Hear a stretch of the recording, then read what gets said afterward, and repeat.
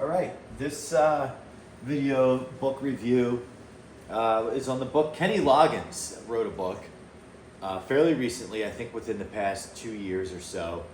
As of this recording, it's 2025. So initially, I wasn't seeking this book out.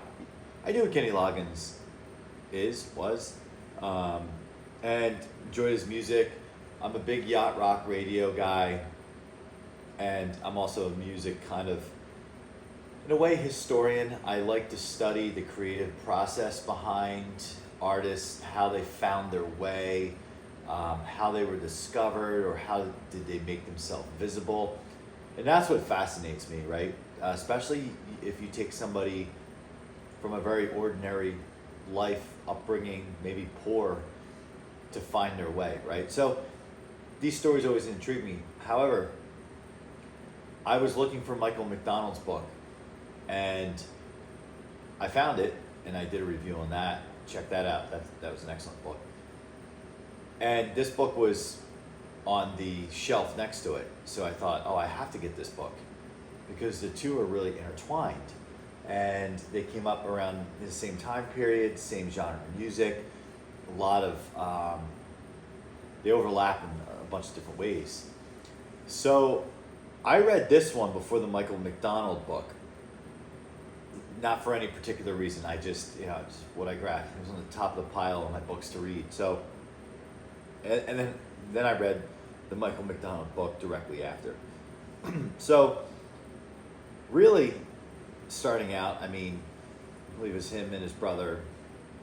They were always into making music, playing instruments, singing.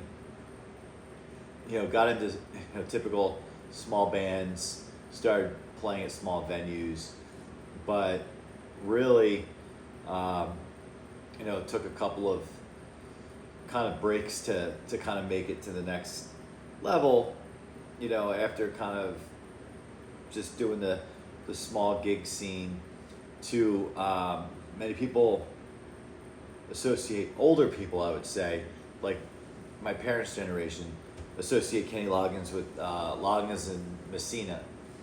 And I'm not as familiar with that music. I'm more familiar with everything after that, the solo career basically.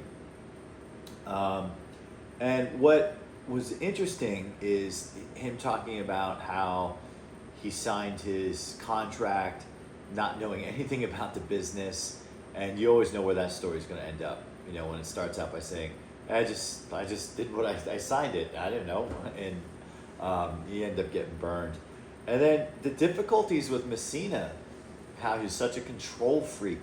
They had to practice perfectly, or he would flip out. And then in terms of creative control, he had to have creative control of what they did.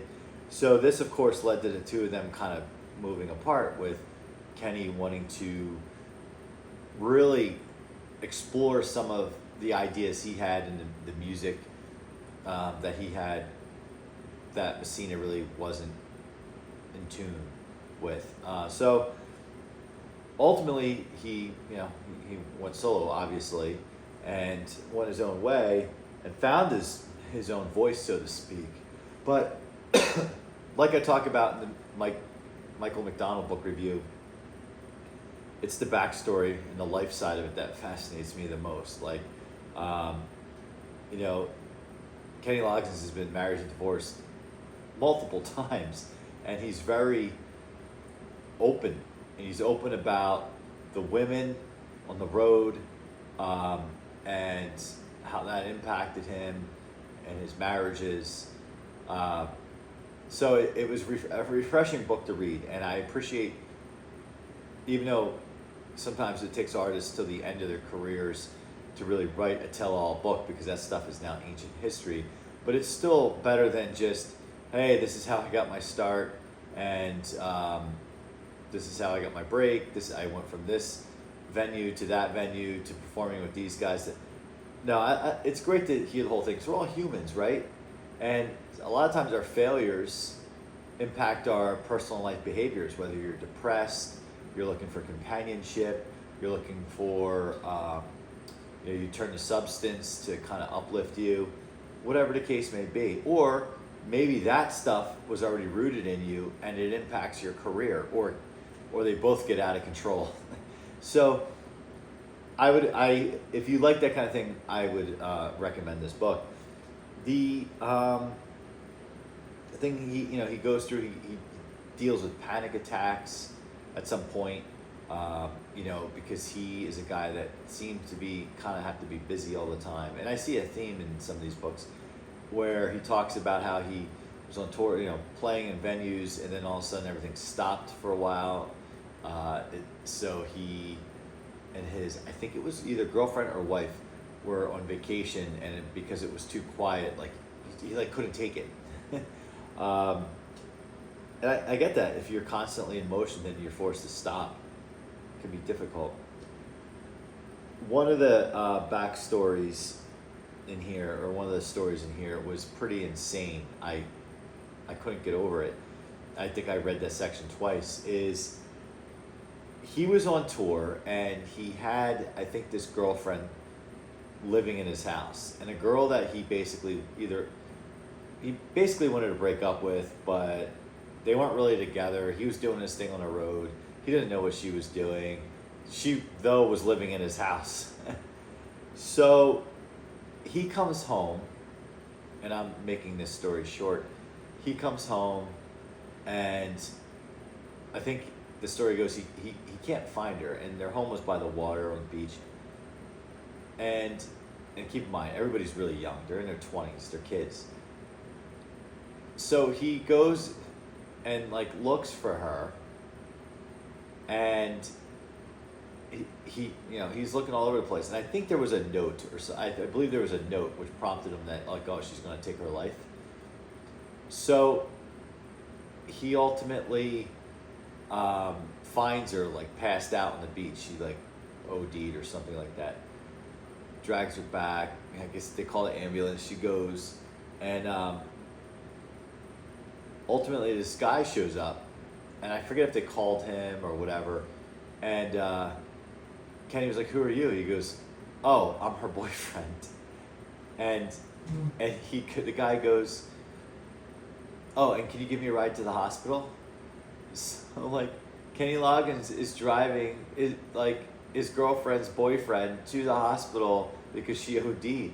It's crazy stories, and I've really shortened that story there, but it's awesome. It's really cool to read about somebody's life and somebody's crazy stories.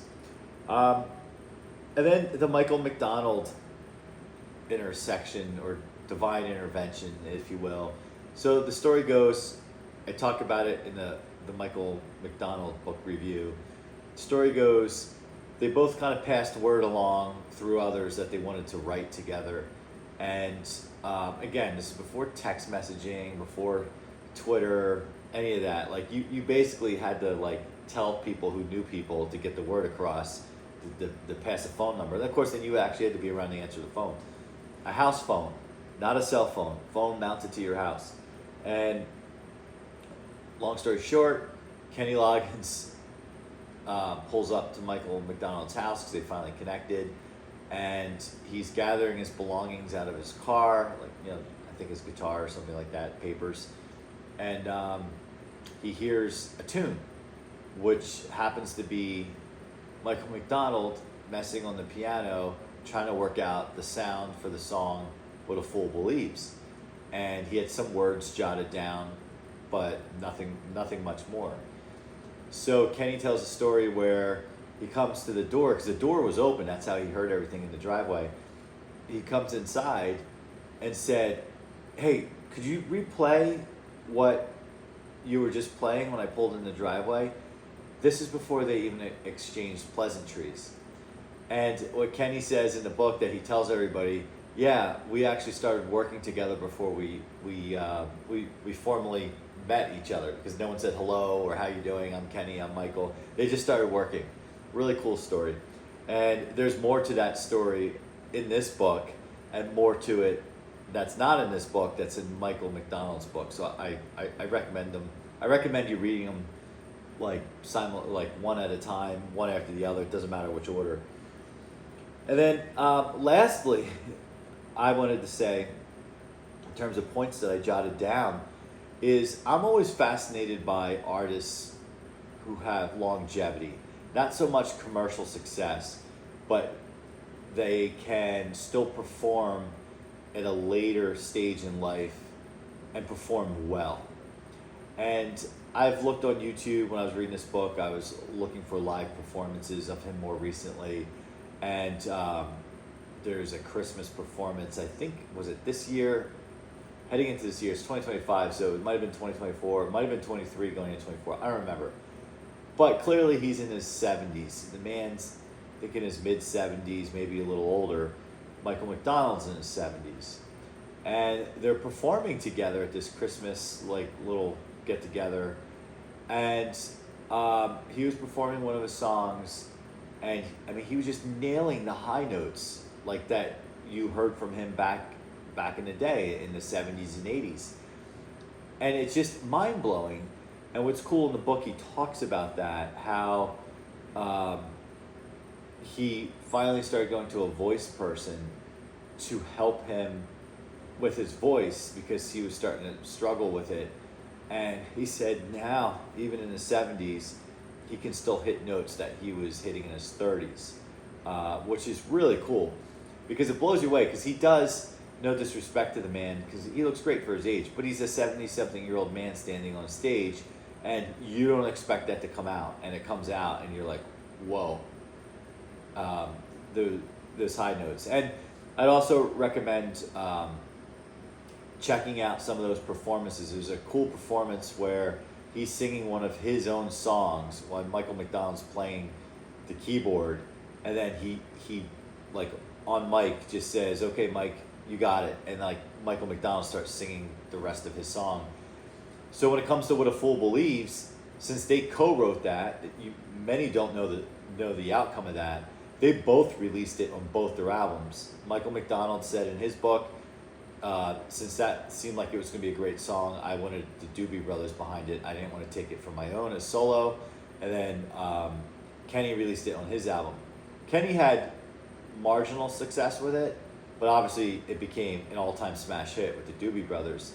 But in this live performance I saw on YouTube, it's really cool. They take turns singing verses of the song. It's a really awesome performance. So check it out if you're into that type of music.